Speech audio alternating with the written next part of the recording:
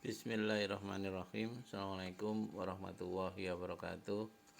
Alhamdulillahirabbil alamin. Allahumma sholli ala Muhammad wa ali Muhammad wa ala anbiya'i wal mursalin. Saudara-saudaraku yang dimuliakan oleh Allah, kita coba lanjutkan ya pembahasan tentang peran peran kolbu di dalam menjadikan orang itu sebagai seorang dermawan. Kita seringkali melihat bahwa adanya anekdot di mana kalau orang muslim, saya nggak katakan yang takwa loh ya, seorang yang muslim di mana kalau Allah berikan tambah kaya, itu kok seringnya muncul itu tambah pelit. Iya, sampai-sampai saya kadang-kadang miris itu adalah apa? Dibandingkan dengan orang yang non-Islam. Mereka yang non-Islam semakin kaya kadang-kadang sosialnya semakin tinggi. Tapi kalau umat Islam itu konsumtifnya yang tinggi. Sampai pernah saya membaca sebuah artikel bahwa dia mengibaratkan gini, seorang muslim yang kaya itu kolbunya itu penuh dengan konsumtif. Tapi seorang pengusaha yang sukses itu justru hatinya, kolbunya itu kolbu yang menggambarkan tentang sosial. Ini mau kita yakini atau tidak, ya kembali lagi kepada kita dan lingkungan kita ya. Tapi memang pada umumnya saya sendiri satu contoh menguji kondisi masyarakat yang pernah saya datangi, bahwa satu contoh aja ya. Saat ini orang ya anggap aja sudah penghasilan jutaan atau punya pendapatan puluhan juta.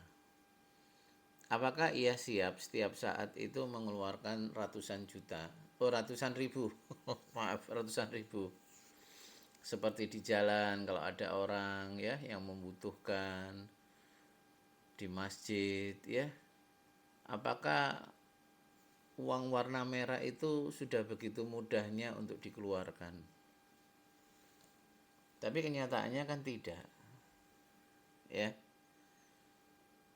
Terkadang sudah nyata-nyata di situ kita makan dan di situ ada orang di seberang ya lalu lalang yang itu menunjukkan orang fakir miskin. Tapi sejauh mana kita tertarik untuk mengajak ia makan? Ya. Ini bukan perkara yang sederhana buat saya loh ya. Karena salah satu indikator kita itu iman sama Allah, yakin dengan keberadaan Allah, maka di situ kita harus melonggarkan apa-apa yang Allah berikan kepada kita untuk kita berikan pada apa yang Allah perintahkan. Nggak bisa ya. Bahkan di dalam sebuah hadis dikatakan ciri orang yang betul-betul imannya kuat itu setelah apa? Ia terlihat masalah uang. Ya. Kalau orang belum berbicara uang, biasanya idealisnya cukup tinggi. Tapi berbicara uang, ya, entah kita dikasih peluang mengelola uang atau uang kita untuk dikelola orang lain, atau harta kita belanjakan kepada orang-orang yang memerlukan. Maka berbahagialah orang-orang yang sudah diberi Allah hidayah yang berupa kedermawanan. Susah loh ya. Ya, jadi orang dermawan itu susah. Apalagi memberikan sesuatu yang itu ibaratnya dalam hadis itu tangan kirinya tidak melihatnya. Maka kelompok yang orang dermawan seperti ini nanti akan dinaungi Allah pada saat dimana di situ tidak ada naungan, kecuali naungan Allah yang karena kebaikan orang tadi. Saudara-saudaraku yang dimuliakan oleh Allah, di dalam Quran surat Al-Baqarah yang kita bahas, di situ Allah menjelaskan tentang hubungan antara keimanan kita kepada yang gaib, yakni Allah dan rukun iman yang lainnya, lalu sholat, dan yang terakhir adalah zakat, atau lebih dikembangkan lagi nanti adalah sedekah. Jadi sedekah yang tertinggi itu adalah kesiapan orang untuk memberi apa yang Allah berikan kepada kita. Yang itu sifatnya seolah-olah berkurang. Ya. Contoh, ya uang yang paling nyata. Yang paling nyata uang. Kalau mungkin tenaga, ya kadang-kadang kalau kita ada waktu, kita mampu. Pikiran, ya kalau itu tidak merugikan kita, tetap arahnya itu rugi. Rugi itu kalau dikonversikan harta. Ya. Semua yang bersifat kerugian itu atau kekurangan itu menjadikan problem utama bagi manusia. Makanya saya sangat tertarik. Uraian ada satu ustadz yang lagi kondang itu selalu menyebutkan bahwa, saya nggak nyebutkan orangnya ya, kenikmatan manusia itu adalah pada saat ia itu bersujud kepada Allah Subhanahu wa taala. Ya, bahkan beliau mengatakan kita itu akan menjadi orang yang keren ya pada saat kita menunjukkan sholat kita kepada Allah. Makanya di dalam Al-Quran surat Al-Baqarah ayat ketiga itu di situ dihubungkan antara kualitas keimanan kita itu dengan sholat, dan sholat itu dengan memberikan apa yang Allah berikan. Orang yang sholatnya benar itu benar-benar tidak menjadikan orang yang bakhil. Ya, tidak. Dan orang yang menikmati sholat dengan benar itu akan menjadikan ia itu yang dipilih hanya Allah, bukan yang lainnya. Ya. Hanya Allah, bukan yang lainnya. Jadi oleh karena itu saudaraku, pada saat kita itu bisa berlama-lama sholat, ya, atau berzikir, berdoa sama Allah, tapi utamanya sholat. Disitulah nanti kerak-kerak yang menutupi kolbu itu begitu banyaknya akan lepas.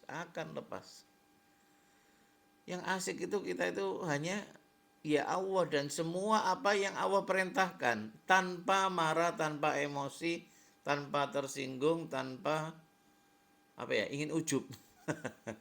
Ya. Tanpa itu semua. Oleh karena itu, mari sesuatu yang sederhana yang berupa sholat itu harus kita upgrade dulu, ya, agar kita merasakan dan agar kita bisa mengetahui sejauh mana tingkat kualitas keimanan kita, kesadaran kita akan iman kepada Allah. Saudara-saudaraku yang dimuliakan oleh Allah, sungguh sangat menyedihkan kalau saya mempelajari orang-orang yang bakhil itu bagaimana kolbunya itu betul-betul tertutup, dan tertutupnya itu kayak noktanya itu nokta yang kalau baju itu nokta yang lengket sekali. Ya, lengket sekali. Orang yang bakhil itu seolah-olah dia itu tidak meyakini kalau Allah itu maha razak, ya, maha pemberi, maha kaya, maha yang menjamin kehidupan dirinya, dan yang memberi ia pelajaran, ilmu, hidayah, sehingga ia mendapatkan apa-apa yang saat ini ia dapatkan. Yang akhirnya apa? Pada saat orang yang bakhil itu tanpa sadar kolbunya itu ketutup dengan kesempitan pemikirannya, yang seolah-olah apa yang Allah berikan ini kalau saya berikan ke orang lain bisa jadi belum tentu saya mendapatkan itu lagi. Atau punya pemikiran kalau ini saya berikan nanti kapan saya dapat uang atau harta yang seperti ini lagi.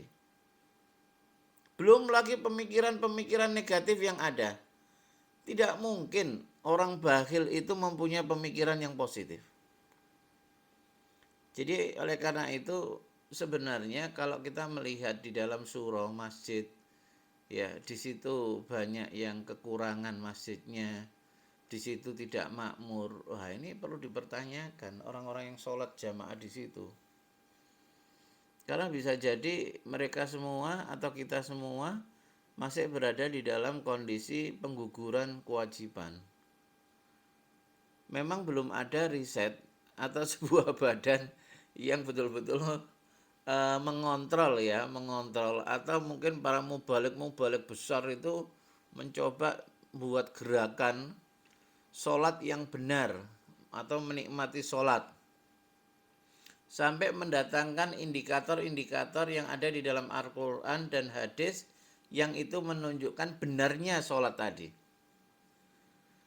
Ya, ini memang suatu hal yang prinsip, tapi manusia kadang-kadang sudah merasa yang dilakukan itu sudah benar.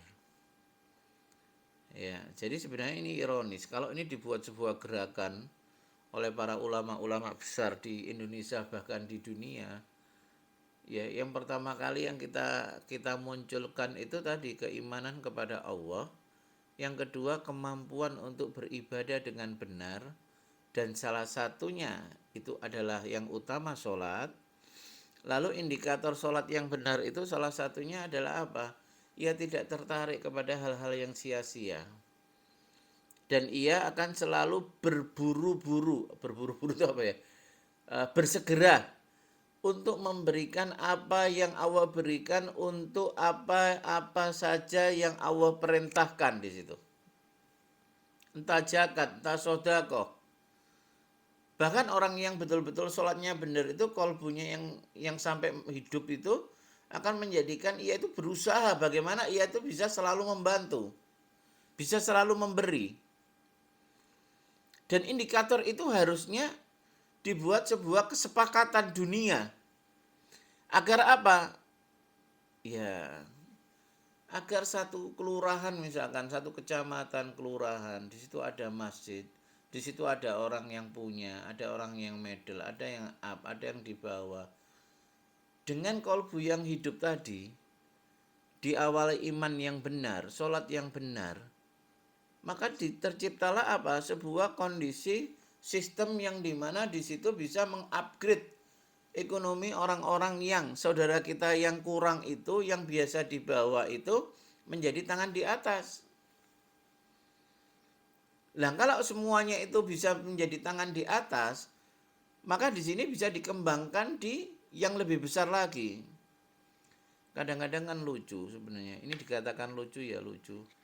Masa yayasan di Sumatera, yayasan di mana mintanya di jauh dari tempatnya. Itu kan menunjukkan bahwa masyarakat di situ kurang memahami akan hal ini tadi. Ya, saya meyakini kok. Ya, karena Allah yang menjamin bahwa apa saja yang kita lakukan dengan benar tidak pernah menjadikan kita itu kurang. Dan itu harus dibuktikan. Ya, kalau saya katakan itu harus dibuktikan. Baik di tingkat kelurahan, kecamatan, kabupaten, bahkan nasional ya. Bahkan mungkin internasional. Agar kita itu mempunyai jaringan keimanan kita itu betul-betul bagus. Yang nanti diibaratkan Allah itu seperti tubuh manusia. Dimana jika ada saudara kita muslim yang kekurangan, itu tidak perlu tahu orang lain, kelompok lain, dan itu bisa diselesaikan dengan kita sendiri. Dengan apa? Tetap menghormati kondisi mereka, menghargai mereka. Karena bisa jadi memang kehadiran mereka itulah yang menjadikan kita lebih baik, lebih iman, dan masuk ke dalam surga Allah.